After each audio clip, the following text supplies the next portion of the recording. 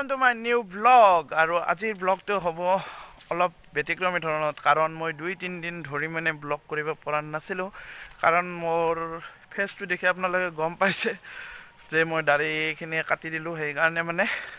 দেখিবলৈ অলপ বেয়া দেখিছোঁ মই ব্লগ কৰা নাছিলোঁ কিন্তু আজি ব্লগটো মই আৰম্ভ কৰি দিলোঁ এতিয়াৰ পৰা আৰু মই এতিয়া আহিছোঁ দেখিবলৈ পাইছে মই আহিছোঁ বাৰীত আৰু বাৰীত আহি মই নিবলৈ আহিছোঁ আৰু এতিয়া মই যাম বজাৰলৈ কাৰণ ৰবিবাৰে আমাৰ ঘৰত এটা অনুষ্ঠান আছে অলপ ডাঙৰে হ'ব অনুষ্ঠানটো আৰু সেইকাৰণে লাগিব চব্জি বজাৰ আৰু আমাৰ আজি বৃহস্পতিবাৰ বৃহস্পতিবাৰে হাট বজাৰ হয় আৰু অইন দিনতকৈ আজিৰ দিনটোত মানে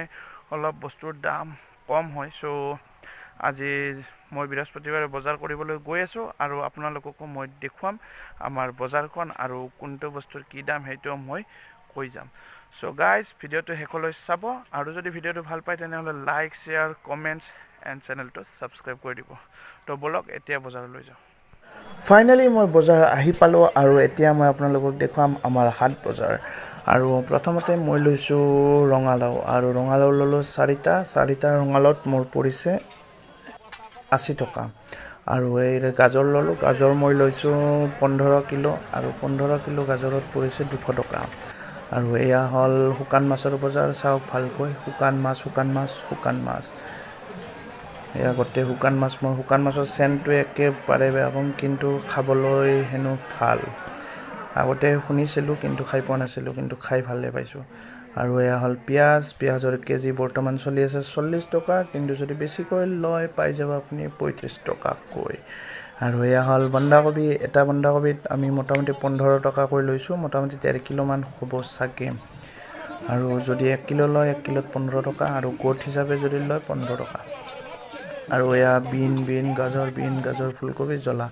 জলকীয়া মই কেজি পাইছোঁ 20 টকাকৈ আৰু এইফালে পাইছোঁ আপোনাৰ এই বিন পাইছোঁ এক পাল্লা অৰ্থাৎ 5 কিলোত মই 140 ৰুপিছত কিনিছোঁ এনে আপোনাৰ কেজিয়ে হ'ল 40 টকা আৰু এইফালে বিলাহী পিছত কিনি লৈছোঁ পিছত বিলাহীৰ দামটো মই কৈ দিম বাৰু আৰু এইখনেই হ'ল বজাৰ আৰু এতিয়া মই ল'লোঁ পিঁয়াজ 3 কিলো আৰু পিঁয়াজ পৰিছে মোৰ 40 টকা কৰি কিলো মানে যদি 5 কিলো ল'লোঁ 5 টকামান কম হ'ল আৰু এইখন হ'ল আমাৰ সম্পূৰ্ণ মছলাৰ বজাৰ হয় চাওক মছলা আৰু এয়া ৰঙালাও আজি বেছিভাগ ৰঙালাও ওলাইছে আৰু আপোনালোকৰ ফাইনেলি গাইজ বজাৰ সমাৰ কৰি আহি পালোঁ আৰু এডাল চাৰ্জাৰৰ কেবল হয় কিনি আনিলোঁ চাওক কেনেকুৱা হয় ফাষ্ট চাৰ্জিং মোৰ আগৰ যিডাল আছিলে সেইডাল ইয়াত অকণমান ছিঙিলে এইডাল চেঞ্জ কৰোঁ চাওঁ কেনেকুৱা ফাষ্ট চাৰ্জিং হয় নে নহয় যদি হয় মই আপোনালোকক কৈ দিম আৰু যদি নহয় তথাপিও কৈ দিম ফাইনেলি আমাৰ বজাৰ ঘৰ আহি পালে ঠেলাতকৈ লৈ আহিলে আৰু এতিয়া এয়া চাওক আমাৰ লাৰু বনাই আছে কাৰণ ছানডেৰ কাৰণে প্ৰিপাৰেশ্যন চলি আছে আৰু আমাৰ ঘৰত লাৰু বনি আছে এয়া লাৰু বনাইছে নাৰিকলৰ লাৰু আৰু অহাকালি বনাব পিঠা যদি পাৰোঁ মই অহাকালি দেখুৱাবলৈ চেষ্টা কৰিম বাৰু আজিৰ ভিডিঅ'টো এইখিনি আছিল যদি ভিডিঅ'টো ভাল পায় তেতিয়াহ'লে লাইক কৰি দিব বাৰু দেই গাইজ মই যিডাল কেবল লৈ আহিছিলোঁ চাৰ্জাৰৰ কাৰণে এডাল বেষ্ট কেবল চাবিত হৈ গ'ল আৰু এইডাল হ'ল ৰবটেক কোম্পানীৰ হয় আৰু 3 AMPৰ হয় আৰু